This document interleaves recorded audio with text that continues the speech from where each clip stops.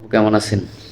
ওয়ালাইকুম আসসালাম ওয়া রাহমাতুল্লাহি ওয়া বারাকাতুহু। আসসালামু আলাইকুম ভাইয়া, ভালো আছি। আপনি কেমন আছেন? আলহামদুলিল্লাহ ভালো আছি।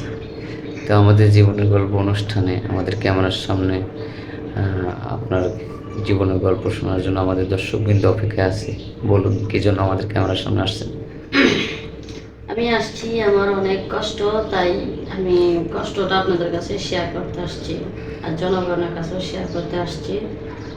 তো আমার তো মা-বাবা, আত্মীয়স্বজন কেউ নাই। আমি তো ধরতে গেলে একটা এতিম। তো এখন আমার তো বয়স হয়ে যাচ্ছে আর আমার বিয়েও করা হইতেছে না। কারণ আমি আমার চাচা-চাচীর কাছে থাকি। ওরা তো আমাকে কখনো টাকা খরচা করে বিয়ে দিবে না। আচ্ছা, আপনার দেশের বাড়ি কোনে? আমার দেশের বাড়ি হচ্ছে সিরাজগঞ্জ।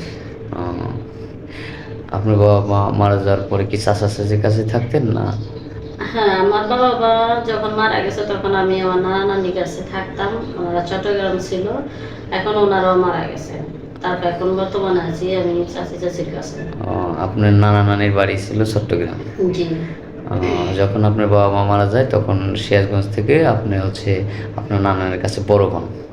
হ্যাঁ, পরে এখন নানি মারা যাওয়ার পরে আবার চাচার কাছে ফিরে আসছেন, মানে আপনার জন্মস্থানে ফিরে আসছেন। হ্যাঁ, যেহেতু আমার কেউ নাই, কোথাও থাকবো, কি করবো আচ্ছা, তাই। এখন বিয়ের বয়স হয়ে গেছে কিন্তু চাচা চাচি যৌতুক দিয়ে বিয়ে দিতে পারছে না, আর আপনার এলাকায় হচ্ছে যৌতুক প্রথাটা বেশি। হ্যাঁ, হ্যাঁ, এই জন্য আমাদের ক্যামেরার সামনে আসছেন। তো কেমন ছেলে চাচ্ছেন আপনার পার্টনার লাইফ হিসেবে, যেহেতু আপনি অধিক সুন্দরী এবং বুদ্ধিমতী এবং দেখতে অনেক সুন্দর। হ্যাঁ, তো আপনার বয়সের সাথে আপনার বয়স কত? আমার বয়স 24 চব্বিশ চলতেছে। বছর তো আপনার বয়স যেহেতু 24 বছর, তাহলে কত বয়সের ছেলে হলে আপনার লাইফ পার্টনার হিসেবে ভালো লাগবে আর কি? এই একটু বয়স্ক লোক হলে ভালো হয়, কারণ এখনকার ইয়াং ছেলেরা ভালো না। একটা বউ রেখে আবার অন্যদিকে পরকিয়া করে, তা ভালো না।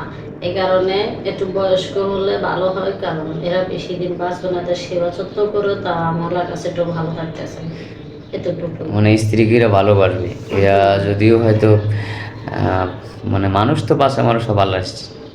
সেটা হ্যাঁ, আল্লাহ এটা তো যখন আমি খুশি। বলতে পারি না। হুম, তারপরে আপনার হচ্ছে ইয়া হলো যে সে যদি মরেও যায় তাহলে সেবা যত্ন করলে নিজের কাছে ভালো লাগবে যে না, আমি আমার স্বামীর সেবা করতে পারছি, এই তো। হ্যাঁ, সেটাই। হ্যাঁ, এটা হলো আপনি নিজেকে আর কি মানে নিজে হয়তো প্রাউড ফিল মনে করবেন যে আমি হ্যাঁ, আমার সেটাই স্বামীর ভালো সেবা লাগছে। করতে পারছি, ঠিক আছে না? আর ইয়ং ছেলে আপনার ধারণা, সব ছেলে তো আর সমান না, কিন্তু আপনার ধারণা যে অন্য ছেলের সাথে পরকীয়া এখন করে আমি তো স্ত্রী দেখতেছি হিসেবে এটা মেনে নিতে পারবো না, তাই তো?